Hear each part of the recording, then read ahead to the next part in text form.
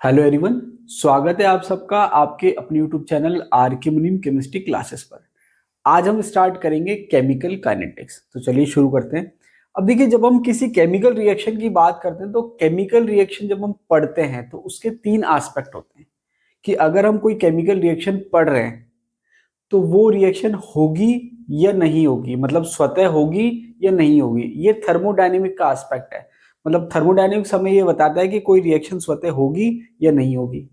दूसरा एस्पेक्ट है कि अगर हम कोई केमिकल रिएक्शन करवा रहे हैं तो रिएक्टेंट से जो प्रोडक्ट बनने की मात्रा है, मतलब अगर रिएक्टेंट से प्रोडक्ट बन रहा है तो वो कितना बनेगा, उसकी जो एक्सटेंट है रिएक्शन का कि वो रिएक्शन कहाँ तक जाएगी, वो बताता है इक्विलिब्रियम। और तीसरा बताता है कि जो रिएक्शन हो रही है वो कितनी फास्ट हो रही है, कितनी स्लो हो रही है।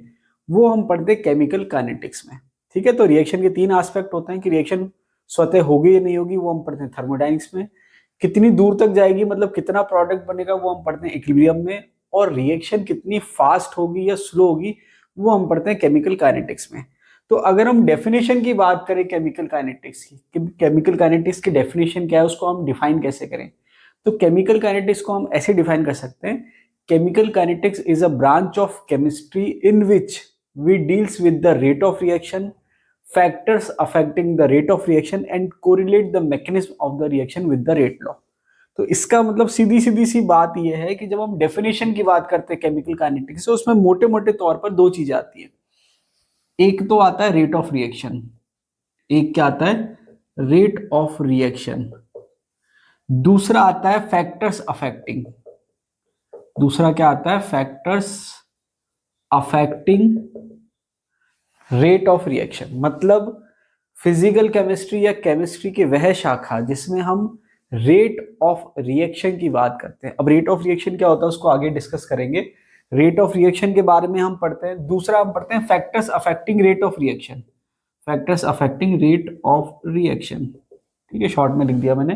Factors affecting rate of reaction मतलब जिसमें हम रेट ऑफ रिएक्शन के बारे में स्टडी करते हैं और वह कारक जो रेट ऑफ रिएक्शन को प्रभावित करते हैं उसके बारे में स्टडी करते हैं। और तीसरा इसमें हम एक चीज एक्स्ट्रा ऐड कर सकते हैं, correlate mechanism of the reaction, mechanism of the reaction with rate law. Rate law से हम क्या कर सकते हैं, मैकेनिज्म का आइडिया लगा सकते हैं। ऐसा नहीं कि सारी रिएक्शन के मैकेनिज्म बता सकते हैं, लेकिन केमिकल काइनेटिक्स में हम जो रेट लॉ है उससे मैकेनिज्म के बारे में थोड़ा सा आइडिया ले सकते हैं। जब हम पढ़ेंगे आगे तब मैं बता देंगे। जैसे एग्जांपल ही बताता हूँ, SN1 SN2। SN1 SN2 का जो रेट लॉ है वो बताता है एक फर्स्ट ऑर्डर काइनेटिक्स है, एक सेकंड ऑर्डर काइनेटिक्स है। तो उससे आपको मैकेनिज्म का एक आइडिया लगता है। तो यहाँ पर केमिकल काइनेटिक्स केमिस्ट्री की वह शाखा है जिसमें हम रेट ऑफ रिएक्शन मतलब अभिक्रिया के वेग के बारे में अध्ययन करते हैं और अभिक्रिया के वेग को प्रभावित करने वाले कारकों के बारे में अध्ययन करते हैं। बेसिकली ये दो हम बात कर रहे हैं, rate of reaction and factors affecting rate of reaction, ये हम पढ़ेंगे। अब रेट ऑफ रिएक्शन क्या है, factors affecting rate of reaction क्या है, ये सब आपके डिटेल में आ जाएंगे अभी। अब इसके बाद अगर हम बात करें क्लासिफिकेशन ऑफ रिएक्शन, तो जो रेट ऑफ रिएक्शन है मतलब अभिक्रिया का जो वेग है, मतलब अभिक्रिया कितनी फास्ट हो रही है कितनी स्लो हो रही है, उसके आधार पर हम जो केमिकल रिएक्शन है उसको तीन कैटेगरी में डिवाइड कर सकते हैं। पहली वेरी फास्ट। वेरी फास्ट मतलब जो बहुत ही फास्ट हो रही है, मतलब फ्रैक्शन ऑफ सेकंड, मतलब एक सेकंड में नहीं लग रहा रिएक्शन को कंप्लीट होने के लिए, फ्रैक्शन ऑफ सेकंड में रिएक्शन कंप्लीट हो रही है।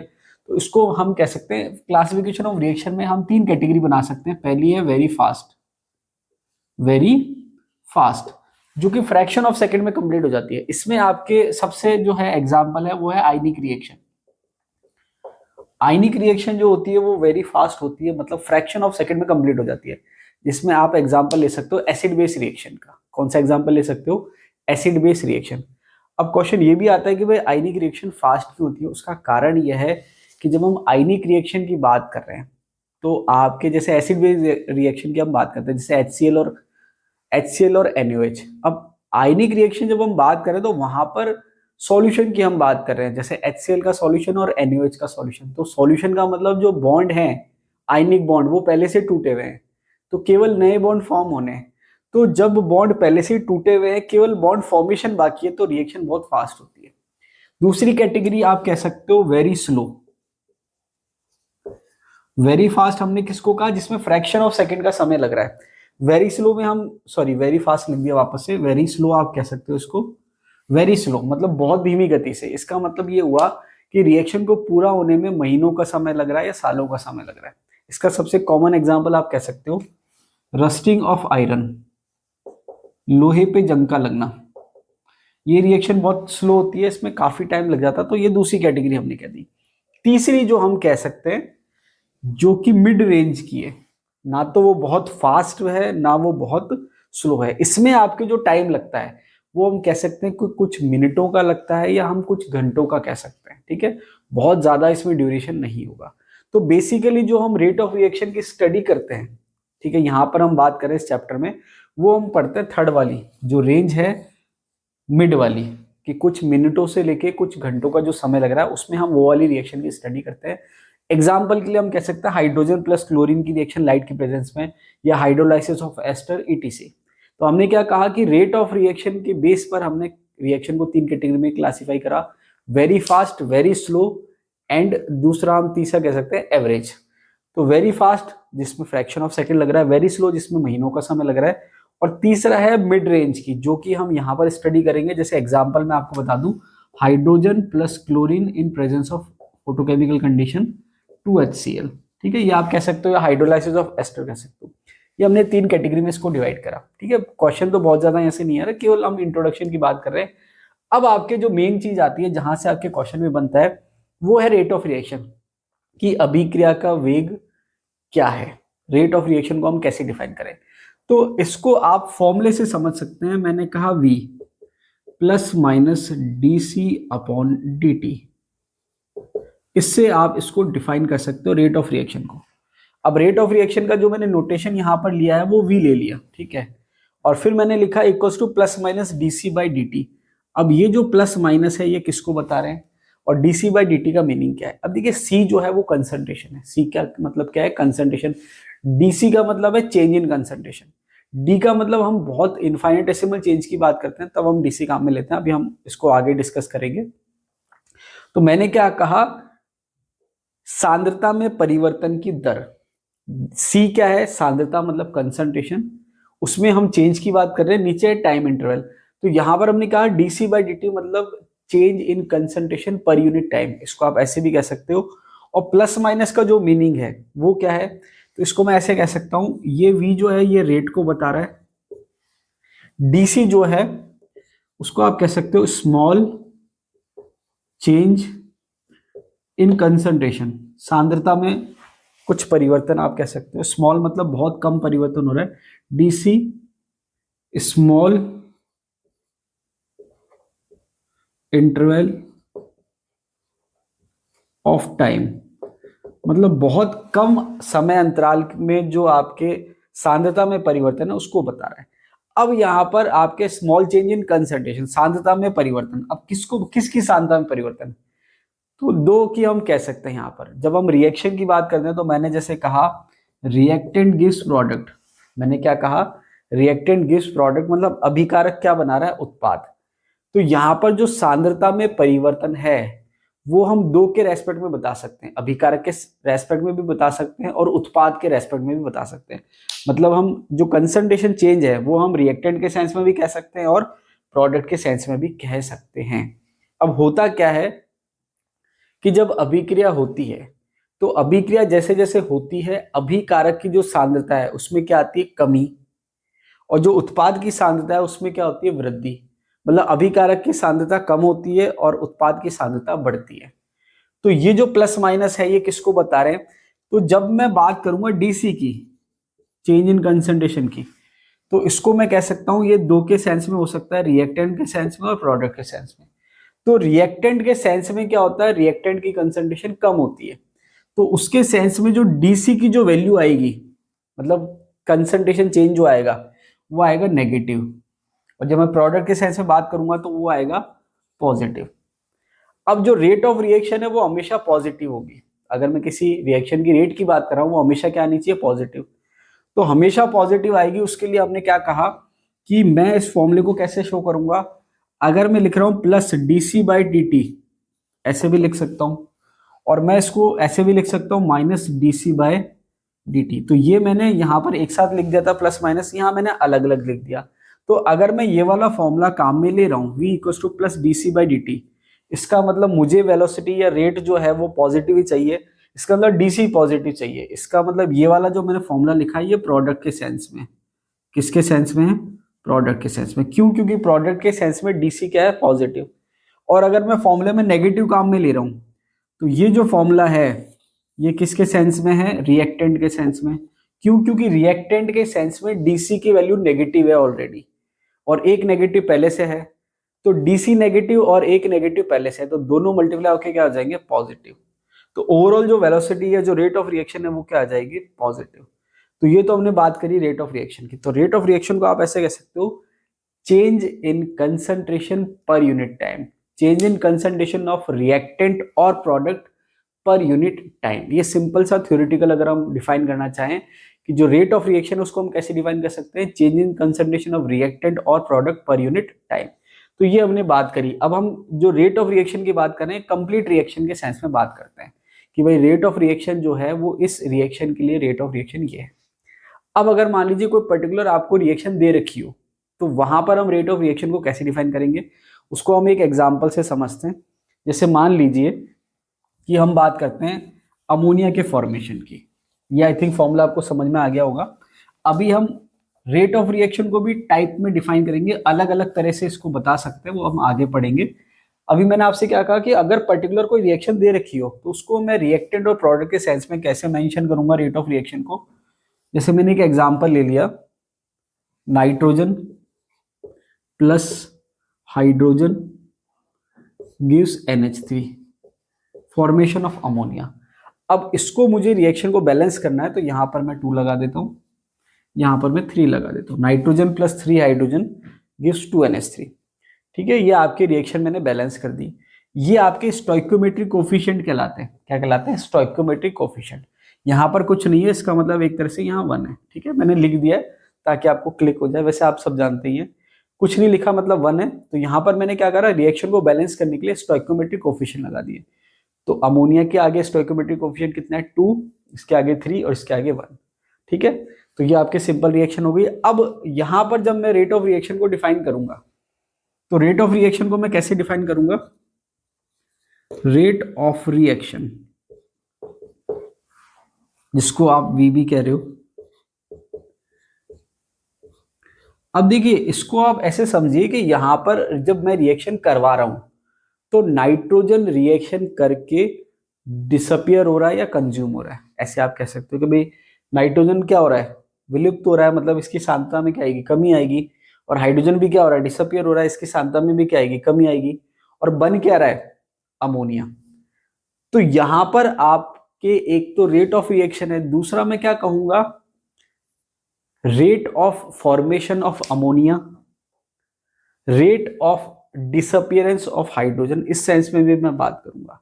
तो अब यहां पर जब मैं रेट की बात करूंगा तो इसको अगर मैं लिख रहा हूं, अभी मैं कोफिशिएंट नहीं लगा रहा, तो मैंने प्रोडक्ट के सेंस में कहा तो मैंने कहा D NH3 upon D T. अब ये जो मैंने केवल इतना सा लिखा है, अभी मैंने रेट ऑफ रिएक्शन की बात नहीं कर रहा, मैंने केवल ये जो लिखा है D NH3 upon D T, ये जो टर्म है, ये जो मैंने लिखी है, ये टर्म बता रही है अमोनिया के फॉर्मेशन की दर को, rate of formation of ammonia. तो अगर मैं केवल ये लिख रहा हूँ DNH3 अपॉन dt, इसका मतलब है rate of formation of ammonia. अभी ये रेट ऑफ रिएक्शन के बराबर नहीं है। ठीक है, अभी मैं केवल रेट ऑफ फॉर्मेशन और रेट ऑफ डिसअपियरेंस लिख रहा हूँ, रेट ऑफ रिएक्शन के इक्वल अभी करूंगा मैं। तो मैंने क्या करा, DNH3 अपॉन dt का मतलब क्या है, rate of formation of ammonia. Plus का साइन आ जाएगा क्योंकि अमोनिया प्लस में है। इसके बाद अगर मैं बात करूं नाइट्रोजन की, तो यहां पर माइनस में आएगा, माइनस, और ये क्या है, DNH2 upon dt, N2 upon dt। इसका मतलब rate of disappearance of nitrogen, इसका मतलब ये है केवल माइनस DN2 अपॉन dt का मतलब क्या है, rate of disappearance of nitrogen. ऐसे ही आपके हाइड्रोजन की बात करें, minus DH2 upon dt, minus DH2 upon dt का मतलब rate of disappearance of hydrogen. ये हमने बात करी। अब ये हमने केवल ये बात करी कि अमोनिया के बनने की दर को हम ऐसे रिप्रेजेंट करेंगे, नाइट्रोजन के डिसअपियरेंस होने की दर को हम ऐसे मेंशन करेंगे या रिप्रेजेंट करेंगे, और हाइड्रोजन के डिसअपियरेंस की रेट को हम ऐसे डिनोट करेंगे। अब जब मुझे इसको रेट ऑफ रिएक्शन के सेंस में लिखना है, तो देखिए सिंपल सा तरीका क्या है कि ये जो टर्म है ये तो अमोनिया के बनने की दर, नाइट्रोजन के विलुप्त होने की दर और हाइड्रोजन के विलुप्त होने की दर को बता रहा है। अब मुझे इसको रेट ऑफ रिएक्शन में डिफाइन करना है, तो इसको आप ऐसे समझिए कि भाई रिएक्शन में कितने ही रिएक्टेंट हो चाहे कितने ही प्रोडक्ट हो, सबके बनने की दर और विलुप्त होने की दर अलग अलग हो सकती है, लेकिन जो रेट ऑफ रिएक्शन है वो तो एक ही आएगा। तो रिएक्शन में कितने ही सारे रिएक्टेंट और प्रोडक्ट दे रखे हो, रेट ऑफ रिएक्शन का फॉर्मूला एक ही आना चाहिए, तो वो एक ही आएगा। उसको कैसे डिफाइन करेंगे, तो सबसे सिंपल तरीका है कि जो उसके स्टोइकोमेट्रिक कोफिशिएंट है उसको डिवाइड कर दो, उससे कोफिशिएंट से क्या करो, डिवाइड कर दो, भाग दे दो। तो जैसे अमोनिया के बनने की दर है, इसको मुझे भाग देना किससे, उसके स्टोइकोमेट्रिक कोफिशिएंट से, तो जब मैं इसको भाग दूंगा तो ये हो जाएगा 1/2। ऐसे ही नाइट्रोजन के विलुप्त होने की दर जो है, अब क्योंकि 1 है तो 1/1 तो 1 ही होगा, तो ये सिंपल सा रह जाएगा -dN2/dt। ऐसे हाइड्रोजन के विलुप्त होने की दर जो है तो वो है DH2/dt, और कोफिशिएंट अगर मैं इसको डिवाइड कर दूंगा तो ये हो जाएगा 1/3। ये आपके रिलेशन आ गया, तो ये आ गया रेट ऑफ रिएक्शन जो है इसके लिए, वो ये रिलेशन आ गया आपके, कि जो रेट ऑफ रिएक्शन है वो अमोनिया के बनने की दर की आधी है, नाइट्रोजन के विलुप्त होने की दर के बराबर है, और हाइड्रोजन के विलुप्त होने की दर की 1/3 है। अब यहां पर क्या है कि बहुत ज्यादा न्यूमेरिकल नहीं पूछे जाते, लेकिन वो क्या कर सकता है कि इनमें कोरिलेशन निकलवा सकता है। कोरिलेशन का मतलब क्या हुआ, जैसे वो ये कह सकता है कि अमोनिया के बनने की दर है 3 मोल पर लीटर पर सेकेंड। एग्जाम्पल के लिए कह रहा हूं, समझाने के लिए, या पर मिनट भी आप कह सकते हो।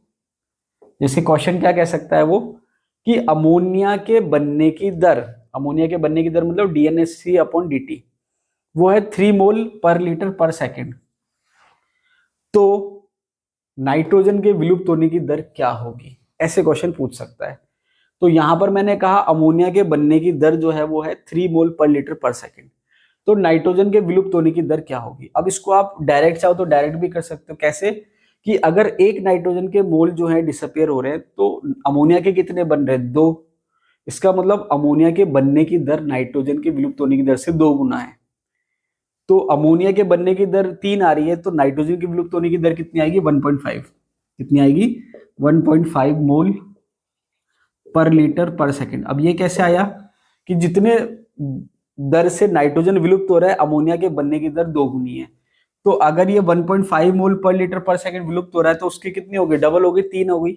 और इसके अलावा आपको कोई भी रिलेशन निकालना हो वो आप यहां से निकाल सकते हो। कैसे, मैंने कैसे निकाला, मैंने ये 2 रिलेशन देखे कि भाई मैं अमोनिया की और नाइट्रोजन की बात कर रहा हूँ, तो मैं अमोनिया के बनने की जो दर है उसमें रिलेशन कैसे निकाला, DNH3/dt, ये मैंने लिख दिया।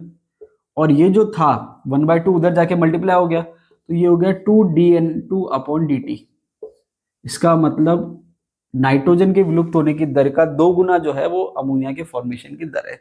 तो जिसमें भी आपको रिलेशन निकालना है वो 2 आप इक्वेशन को इक्वेट करो, बाकी आप छोड़ दो। जैसे मान लीजिए हाइड्रोजन की और मैं अमोनिया की बात करूं, तो हाइड्रोजन वाली टर्म रख लीजिए और अमोनिया वाली टर्म रख लीजिए, तो जिसको जिससे रिलेशन निकालना है आप उसके अकॉर्डिंग सॉल्व कर सकते हैं। तो इस टाइप से जो न्यूमेरिकल है बहुत ज्यादा नहीं पूछे, लेकिन कुछ बार मतलब 2-3 बार आप कह सकते हैं आरपीएससी ने क्वेश्चन पूछ रखा है। एक के विलुप्त होने की दर दे रखी है, तो दूसरे के बनने की दर पूछ रखी है, या रेट ऑफ रिएक्शन पूछ रखी है, ईटीसी।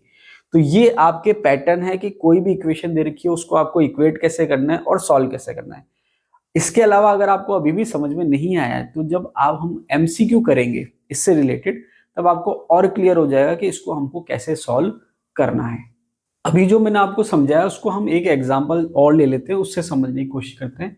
अब जैसे ये इक्वेशन दे रखी है a+2b gives 0.25c + 2d + e। इसका मतलब इस रिएक्शन में 2 तरह के तो रिएक्टेंट हो गए, a और b, और 3 तरह के प्रोडक्ट हो गए, c, d और e। अब इस क्वेश्चन में इसने दे क्या रखा है, गिवन जो है वो क्या है, रेट ऑफ फॉर्मेशन ऑफ सी के जो बनने की दर है, रेट ऑफ फॉर्मेशन ऑफ सी, वो कितना दे रखा है, 0.5 मोल पर लीटर पर सेकेंड। और पूछा क्या है, the rate of disappearance of B. तो इसको हम कैसे सॉल्व करें? तो इसका सिंपल सा तरीका ये है कि अब सबके लिए रेट ऑफ इक्वेशन लिखने की तो जरूरत है नहीं आपको, तो आप जो है रेट ऑफ इक्वेशन लिखेंगे v केवल इन दो के सेंस में, c के सेंस में और b के सेंस में। तो पहले मैं c के सेंस में बात करता हूं। तो c के सेंस में मैं जब बात करूंगा तो पहले तो प्लस लगाऊंगा, फिर मैं लिखूंगा dc बाई dt, ठीक है। और फिर मैंने आपसे कहा था कि जब मैं, ये तो dc बाई dt क्या है, formation of c, rate of formation of c। लेकिन जब मैं रेट ऑफ इक्वेशन के सेंस में लिख रहा हूं तो कोफिशिएंट जो है वो डिवाइड हो जाता है, तो यहां पर ही हो जाएगा 1/0.25, ये मैंने 0.25 से इसको डिवाइड कर दिया, इक्वल्स टू माइनस, क्योंकि जब b के डिसअपियरेंस की बात आ रही तो माइनस का साइन आएगा, तो ये आ जाएगा db by dt, db by dt। अब क्योंकि जो कोफिशिएंट है वो डिवाइड में आएगा इक्वेशन को बराबर करने के लिए, तो ये आ जाएगा 1/2। अब इसने पूछा गया rate of disappearance of B, मतलब मुझे minus d B by d t चाहिए, ये चाहिए मुझे, तो मुझे ये चाहिए केवल। तो इसको मैं कैसे सॉल्व करूंगा? तो ये मैं यहां लिख देता हूं d B by d t, minus के साथ आप छोड़ सकते हैं क्योंकि डिसअपियरेंस की रेट पूछी है इसने। तो ये किसके बराबर आ जाएगा, प्लस, अब ये 2 तो क्रॉस मल्टीप्लाई में हो गया, तो ये 2 ऊपर आ गया और नीचे आ गया 0.25, और ये हो गया dc अपॉन dt, ठीक है।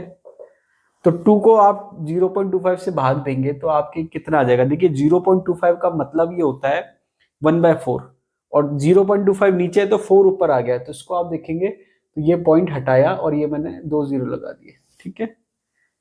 ये 8 आ गया, सिंपल सी बात ये है। और ये dc बाई dt जो वैल्यू है वो है 0.5, तो आंसर आ जाएगा 4, आंसर क्या आ जाएगा 4। इसको ऐसे सॉल्व करना है, ठीक है।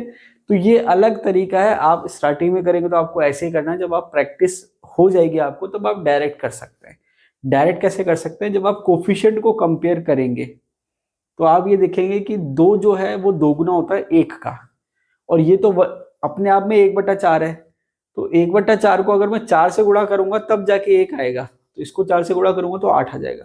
तो जैसे भी आप सॉल्व करना चाहें वैसे कर सकते हैं, ठीक है। तो ये मैंने इस क्वेश्चन को सॉल्व कर दिया।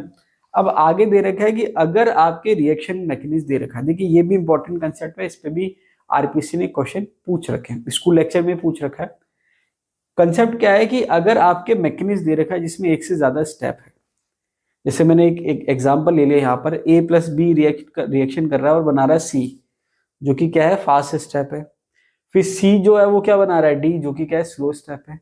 और डी प्लस ई मिलके क्या बना रहे हैं, एफ, जो कि फास्ट स्टेप है। तो यहां पर आपके तीनों को अगर मैं कंपेयर करूं स्टेप को, जो सबसे स्लो स्टेप है वो है सेकंड वाला। तो कंसेप्ट क्या है कि जो रेट डिटरमाइनिंग स्टेप होगा वो कौन सा होगा, स्लोएस्ट स्टेप। ये कंसेप्ट है। कंसेप्ट क्या है कि रेट डिटरमाइनिंग स्टेप जो होता है वो आपके स्लोएस्ट स्टेप होता है। तो जब आप रेट लॉ लिखेंगे तो अकॉर्डिंग टू स्लोएस्ट स्टेप ही लिखेंगे, मतलब रेट डिटरमाइनिंग स्टेप जो है वो स्लोएस्ट स्टेप है। तो अब इस रिएक्शन के लिए रेट लॉ जब आप लिखेंगे तो रेट लॉ क्या आएगा, रेट बराबर के, जो कि कांस्टेंट होता है, रेट कांस्टेंट, अभी आगे इसको भी और डिटेल में पढ़ेंगे। और फिर आएगी कंसंट्रेशन टर्म। तो कंसंट्रेशन टर्म वो आएगी जो स्लो स्टेप में है। स्लो स्टेप में कौन सी कंसंट्रेशन टर्म है, ये वाली, तो ये आ जाएगा सी, ठीक है। तो ये आपके रेट लॉ आ जाएगा। तो कंसेप्ट क्या सीखा हमने कि जो रेट डिटरमाइनिंग स्टेप है वो स्लोएस्ट स्टेप होता है, तो जो रेट लॉ है वो आपके स्लो स्टेप के अकॉर्डिंग डिसाइड होगा, ठीक है। तो ये आपको ध्यान रखना है। तो ये हमने पढ़ लिया कि भाई इस टाइप के क्वेश्चन को कैसे सॉल्व करना है, और फिर हमने ये इंपॉर्टेंट कंसेप्ट पढ़ लिया कि अगर मैकेनिज्म में एक से ज्यादा स्टेप है तो जो स्लो स्टेप है वो रेट डिटरमाइनिंग स्टेप होगा और उसके अकॉर्डिंग रेट लॉ आएगा। अब जैसे कि अभी हमने कहा कि जो रेट आपके, जो हमने कहा कि भाई आपके रेट ऑफ रिएक्शन जो है वो मैंने आपको बता दिया। अब रेट ऑफ जो इक्वेशन है आपके, rate of reaction, sorry, 3 forms of reaction rate. तो जो रिएक्शन की जो रेट होती है वो 3 तरीके से हम इसको डिफाइन कर सकते हैं अलग अलग फॉर्म में। पहला है एवरेज रेट, दूसरा है इंस्टेंटेनियस रेट, और तीसरा है इनिशियल रेट। अब इन तीनों का मीनिंग क्या है और इन तीनों को हम कैसे कैलकुलेट कर सकते हैं वो मैं आपको यहां पर बता देता हूं। तो देखिए इसको हम ग्राफ से समझते हैं।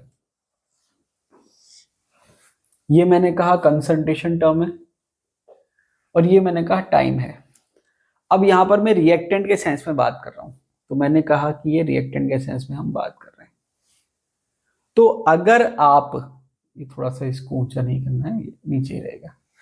अगर आप समय अंतराल जो है वो ज्यादा ले रहे हैं, कोई सा भी आपने दो समय ले लिए, जैसे मैंने कहा कि ये मैंने समय अंतराल लिया T1 और ये समय अंतराल लिया मैंने T2, ठीक है। तो इस टाइम के रेस्पेक्ट में आप जब कंसंट्रेशन चेक करेंगे तो एक कंसंट्रेशन ये आ गई जिसको आपने कह दिया C1, ठीक है, और इसको आपने कह दिया, इस टाइम के रेस्पेक्ट में जो कंसंट्रेशन आ गई उसको आपने कह दिया C2। तो एवरेज रेट का जो कंसेप्ट है वो क्या है कि जब हम एवरेज रेट की बात कर रहे हैं तो एवरेज रेट क्या कह रहा है, एवरेज रेट ये कह रहा है कि आप जो है कंसंट्रेशन में डिफरेंस निकालेंगे।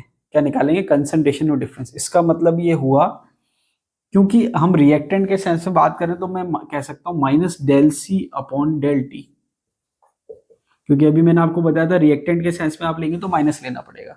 अब डेल का मतलब क्या बता रहा है? अंतराल को। तो del c by del t क्या कह रहा है?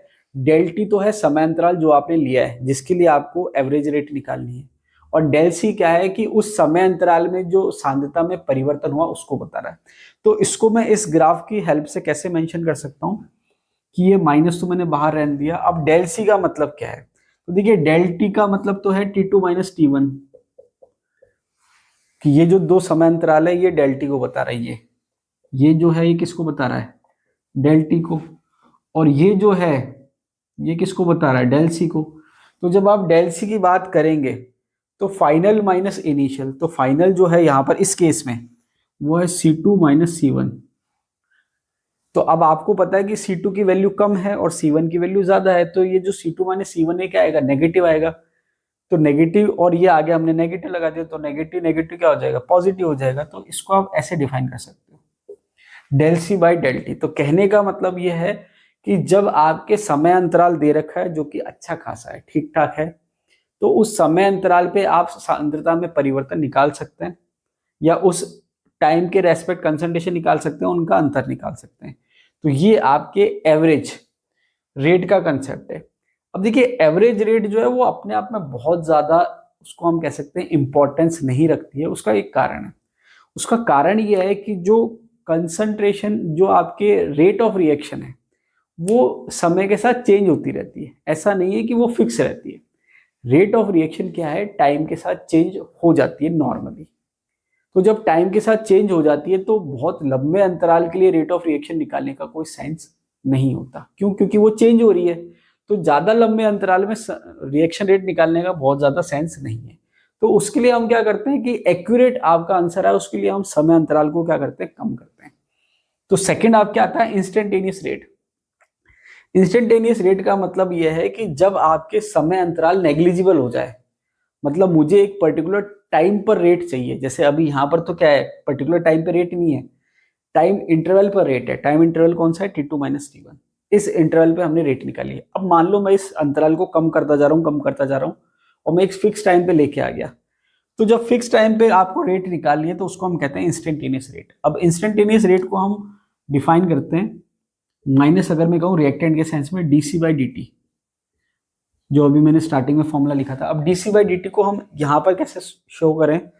तो अगर मान लीजिए मैं कह रहा हूं कि मैंने कोई समय अंतराल नहीं लिया है, मुझे एक फिक्स टाइम पर चाहिए, तो वहां पर मैं क्या करूंगा, ये मैं मिटा देता हूं ताकि कंफ्यूजन ना हो। ये एवरेज हमने समझ लिया। अब अगर मैं इंस्टेंटेनियस की बात कर रहा हूं तो मैंने कहा ये टाइम एक्सिस है। तो अगर मैं किसी पर्टिकुलर टाइम की बात कर रहा हूं, जैसे मैंने यही टाइम ले लिया, इस पर्टिकुलर टाइम की मैं बात कर रहा हूं, तो इस पर्टिकुलर टाइम पे कंसंट्रेशन कितनी है ये, तो इस पर्टिकुलर टाइम पे जो कंसंट्रेशन चेंज है वो क्या होगा? नेग्लिजिबल होगा। तो फॉर्मुले वाइज मैं इसको कैसे बताऊंगा? Minus dc by dt। अब इसको हम वैसे कैसे सॉल्व कर सकते हैं कि जिस टाइम पर आपको चाहिए, इसकी तो खैर जरूरत नहीं है, जिस टाइम पर आपको इंस्टेंटेनियस रेट चाहिए उस टाइम पर ग्राफ पे एक पॉइंट आएगा, और उस ग्राफ पे जो पॉइंट आया है उसका आप एक टेंजेंट ड्रॉ कर लीजिए। ये टेंजेंट ड्रॉ कर लिया, और ये टेंजेंट ड्रॉ करने के बाद इसका आप स्लोप निकाल लीजिए, जिसको हम हिंदी में ढाल कहते हैं।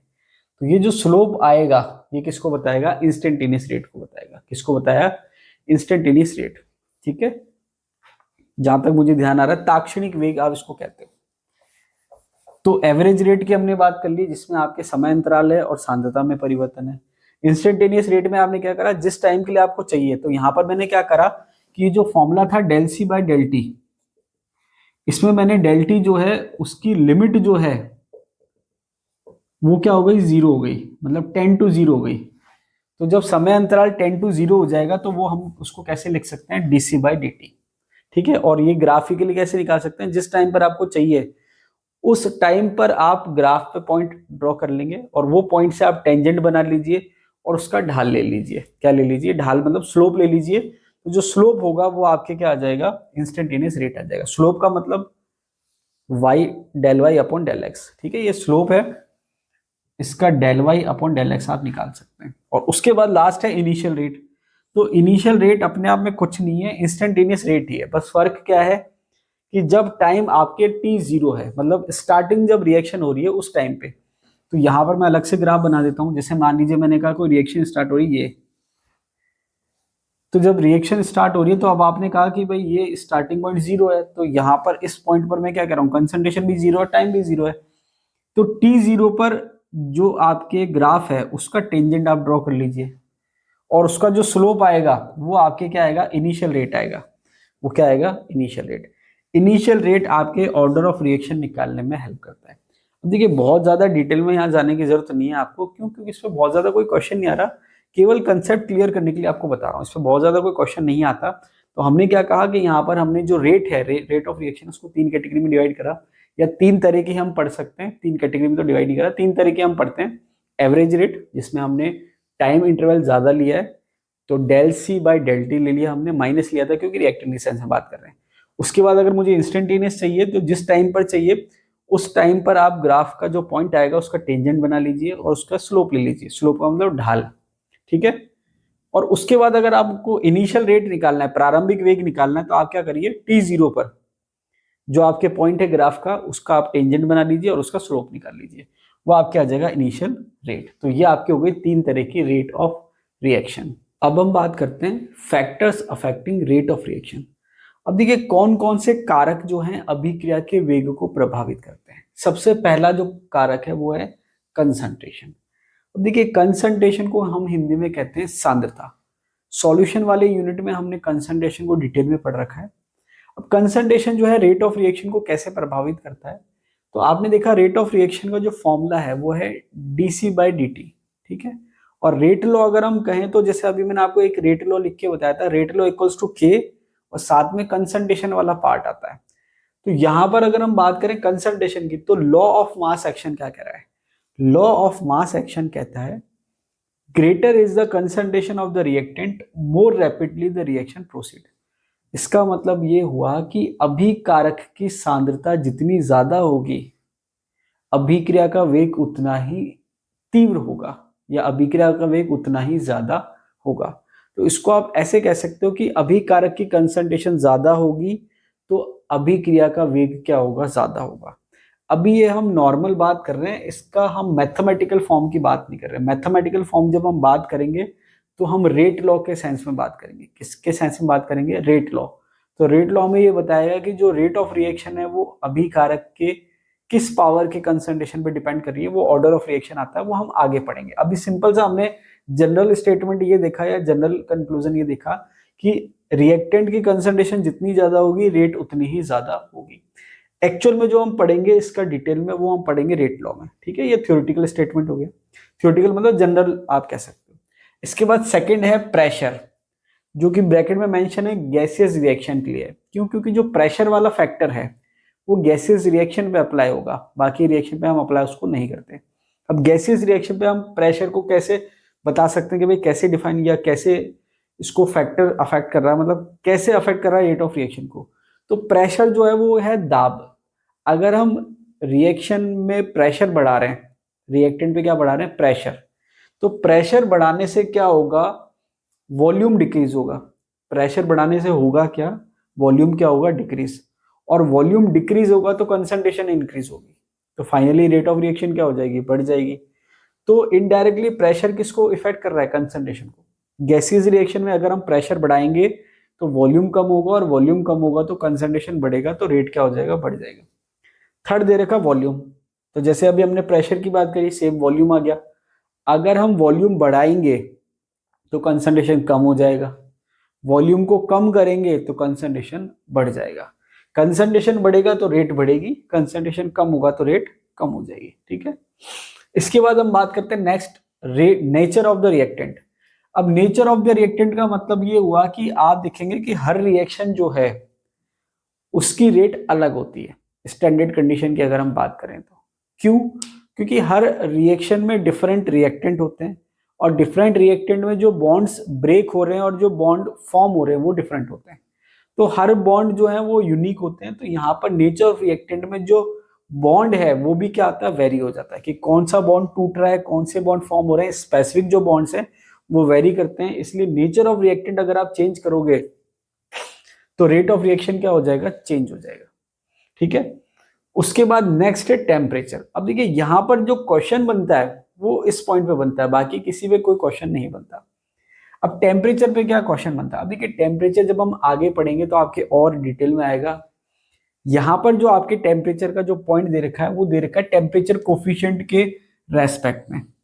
अब टेम्परेचर कोफिशिएंट क्या है और टेम्परेचर वाला पॉइंट क्या कह रहा है कि जब आप टेम्परेचर बढ़ाते हो, नॉर्मल इसको हम यहाँ पर ऐसे डिफाइन करते हैं कि जब आप 10 डिग्री से टेम्परेचर बढ़ा रहे हो तो वहां पर जो रेट ऑफ रिएक्शन है हर 10 डिग्री पे क्या हो जाती है, दुगनी हो जाती है। इसका मतलब मैंने कोई पर्टिकुलर टेम्परेचर ले लिया, जैसे मान लीजिए कि 25 डिग्री सेंटीग्रेड ले लिया, तो 25 डिग्री सेंटीग्रेड पे जो रेट ऑफ रिएक्शन है जब मैं उसको 25 डिग्री से 35 डिग्री करूंगा तो पहले जो रेट ऑफ रिएक्शन था 25 डिग्री पे, 35 डिग्री पे उसका क्या हो जाएगा, दुगना हो जाएगा। और ये सीक्वेंस हर 10 डिग्री पे होता है। तो यहां पर हम क्या कह रहे हैं, जनरल स्टेटमेंट क्या है, टेम्परेचर कोफिशिएंट थ्योरी जो है वो क्या कह रही है कि जब आप टेम्परेचर को 10 डिग्री से बढ़ाते हो तो जो रेट है वो दुगनी हो जाती है। तो यहाँ पर जो रेट है वो रेट कांस्टेंट पे डिपेंड कर रही है। तो इसको मैं अगर जनरलाइज करूं तो रेट लॉ क्या होता है कि रेट इक्वल्स टू के और कंसंट्रेशन टर्म्स होती है उसकी पावर में n कह देता हूं। ये मैंने कॉमन रेट लॉ लिख दिया। ठीक है, तो जब मैं फैक्टर अफेक्टिंग रेट की बात कर रहा हूं तो फैक्टर जो है वो रेट लॉ को जो है अफेक्ट करेंगे, और रेट जो है वो दो तरीके से प्रभावित हो सकती है, या तो वो के को प्रभावित करे या वो कंसंट्रेशन को प्रभावित करे। के है आपके रेट कांस्टेंट। तो जितने भी हम फैक्टर पढ़ रहे हैं वो दो तरीके से काम करेंगे, या तो वो क्या करेंगे, कंसंट्रेशन को वेरी करेंगे। जैसे हमने देखा कंसंट्रेशन तो खुद ही कंसंट्रेशन है, प्रेशर क्या कर रहा है, कंसंट्रेशन को वेरी कर रहा है, वॉल्यूम क्या कर रहा है, कंसंट्रेशन को वेरी कर रहा है। उसके बाद नेचर ऑफ रिएक्टेंट जो है, अलग अलग रिएक्शन के लिए के जो होता है वो अलग अलग होता है। ठीक है, जैसे मैंने आपको ही बताया। अब टेम्परेचर जो है वो भी के को वेरी करता है। अब इसकी अलग अलग थ्योरी है, आगे डिटेल में आएगा। तो यहां पर हमने क्या कहा कि जब आप 10 डिग्री टेम्परेचर बढ़ाते हो तो रेट डबल हो जाती है। इसको हम कह रहे हैं टेम्परेचर कोफिशिएंट। तो टेम्परेचर कोफिशिएंट को कैसे डिफाइन करते हैं, ये भी डायरेक्ट पूछ रखा है एग्जाम में कि टेम्परेचर कोफिशिएंट क्या होता है। टेम्परेचर कोफिशिएंट को हम कैसे डिफाइन कर रहे हैं कि मैंने कहा टेम्परेचर टी पर रेट कांस्टेंट था के, ये आपके रेट है, ये रेट कांस्टेंट है के। ठीक है, तो मैंने क्या कहा, टेम्परेचर टी पर रेट कांस्टेंट और उस टेम्परेचर से 10 डिग्री ज्यादा, मतलब टी प्लस 10 पर टेम्परेचर कांस्टेंट, इसका जब हम रेशो लेते हैं तो ये आता है 2। ठीक है, जनरलाइज फॉर्म में हम बात कर रहे हैं। तो 10 डिग्री ज्यादा का जो रेट कांस्टेंट है वो 10 डिग्री कम से कितना है, 2 गुना है, ये हम बात कर रहे हैं। तो जब रेट कांस्टेंट बढ़ेगा टेम्परेचर बढ़ाने से तो रेट भी क्या हो जाएगी, बढ़ जाएगी, क्योंकि रेट किस पे डिपेंड कर रही है, रेट कांस्टेंट पे। तो यहाँ पर ये टेम्परेचर कोफिशिएंट है। अब यहाँ पर ये बात आती है कि भाई 10 डिग्री पे दुगना हो जाएगा, तो अगर हमको कुछ डिफरेंट दे रखा है, भाई इतने डिग्री हमने चेंज करा तो रेट कितने गुना हो जाएगा, तो सीधे सीधे सा कंसेप्ट है कि हर 10 पे 2 गुना होगा। तो आप इसको जनरलाइज फॉर्म में कैसे कह सकते हो कि भाई 10 डिग्री पे कितना हो गया, जब आपने टेम्परेचर 10 डिग्री बढ़ाया तो कितने गुना बढ़ गई रेट, 2 गुना। तो आपने 20 डिग्री बढ़ाया तो 2 गुना का वापस से 2 गुना कर दो, 4 गुना। 30 डिग्री बढ़ाया तो 8 गुना, 40 डिग्री बढ़ाया तो 16 गुना, ऐसा आप कर सकते हो। तो आपको अगर ये निकालना हो, आपको टेम्परेचर चेंज दे रखा है कि भाई 50 डिग्री, 60 डिग्री, 70 डिग्री, तो आपको डायरेक्ट कैसे निकालें, तो इसका सिंपल सा है 2 की पावर डेल्टी बाय 10। इसका मतलब क्या हुआ, जैसे मान लो मैंने ये निकाला तो ये कैसा आया, डेल्टी कितना है 10, तो डेल्टी 10 है, 10 बटा 10 कितना हो गया 1, 2 की पावर 1, 2 आ गया। उसके बाद 20 दे रखा है तो डेल्टा कितना हो गया 20 20/10 2 2 की पावर 2 4 आ गया। ऐसे आप इसको आगे भी सॉल्व कर सकते हैं। ठीक है, तो ये टेम्परेचर कोफिशिएंट होता है, ये आपको पता होना चाहिए, ये एग्जाम में पूछ रखा है। ठीक है, बाकी ये पूछ लेते हैं कि कितने गुना रेट हो जाएगी, तो मैंने यहाँ पर आपको मेंशन कर दिया। इसके बाद है surface area of the reactant. तो जो हेटेरोजीनियस रिएक्शन होती है वहां पर हम क्या कहते हैं कि रिएक्टेंट का सरफेस एरिया जितना ज्यादा होगा रिएक्शन उतनी फास्ट होगी। इसको हम ऐसे कह सकते हैं कि रिएक्टेंट जितना पाउडर्ड फॉर्म में होगा उतनी रिएक्शन फास्ट होगी, क्योंकि जितना पाउडर्ड फॉर्म होगा उसका सरफेस एरिया बढ़ जाएगा। नेक्स्ट है कैटलिस्ट। कैटलिस्ट को हिंदी में उत्प्रेरक कहते हैं, ये भी आगे आ जाएगा डिटेल में। तो कैटलिस्ट क्या करता है, अभिक्रिया के वेग को बढ़ाने का काम करता है। क्यों? क्योंकि वो क्या कर रहा है, रेट कांस्टेंट को वेरी कर रहा है। ठीक है, इसको अब डिटेल में हम बाद में पढ़ेंगे। एक्टिवेशन एनर्जी को कम कर देता है, आगे आएगा जब हम बात करेंगे। तो कैटलिस्ट क्या करता है, अभिक्रिया के वेग को बढ़ाने का काम करता है। उसके बाद है पीएच ऑफ द मीडियम। तो देखिए ये जो पॉइंट्स है पीएच ऑफ द मीडियम या कैटलिस्ट, ये हर रिएक्शन पे अप्लाई नहीं हो रहे, स्पेसिफिक रिएक्शन या स्पेसिफिक कंडीशन की बात हो रही है। कुछ रिएक्शन होती है जो पीएच पे डिपेंड करती है, तो जो उसके लिए ऑप्टिमम पीएच है उस रिएक्शन के लिए, उस पर उसकी रिएक्शन की रेट ज्यादा होती है। बाकी जो दूसरे पीएच है उस पर उसकी रेट क्या हो जाती है, कम हो जाती है। उसके अलावा है रेडिएशन ऑफ स्पेसिफिक वेवलेंथ। ये जब हम फोटोकेमिकल रिएक्शन की बात कर रहे हैं, जो रिएक्शन लाइट की प्रेजेंस में हो रही है, तो अगर आप उसको सुटेबल वेवलेंथ की लाइट देंगे, ठीक है, प्रॉपर इंटेंसिटी पे, तो वहां पर उसकी रेट ज्यादा होगी। और अगर आप उसको प्रॉपर वेवलेंथ की लाइट नहीं देंगे तो उसकी रेट क्या हो जाएगी, कम हो जाएगी। तो ये कुछ कॉमन पॉइंट्स हैं जो क्या करते हैं, रिएक्शन की रेट को अफेक्ट करते हैं। तो ये कुछ कॉमन पॉइंट्स थे जो हमने पढ़े। तो आज जो हमने एक तरह से हम कह सकते हैं केमिकल काइनेटिक्स का हमने इंट्रोडक्शन पढ़ लिया। इंट्रोडक्शन में हमने क्या देखा कि केमिकल काइनेटिक्स जो है उसमें हम क्या स्टडी करते हैं, उसकी हमने डेफिनेशन की बात करी। फिर हमने बात करी क्लासिफिकेशन ऑफ रिएक्शन, मतलब जो रिएक्शन रेट है उस पर हमने रिएक्शन को किस फॉर्म में क्लासिफाई करा। उसके बाद रेट ऑफ रिएक्शन क्या होता है, फिर उसके बाद हमने 3 तरह के रेट ऑफ रिएक्शन की बात करी। उसके बाद हमने बात करी factors affecting rate of reactions की। तो ये हमने एक तरह से आज इंट्रोडक्शन पढ़ लिया काइनेटिक्स का। तो आई होप आपको वीडियो अच्छा लगा होगा। तो आज के लिए इतना ही, बाकी जो है नेक्स्ट वीडियो में हम इसको कंटिन्यू करेंगे। तो अभी के लिए इतना ही, मिलते हैं अगले वीडियो में, तब तक के लिए धन्यवाद।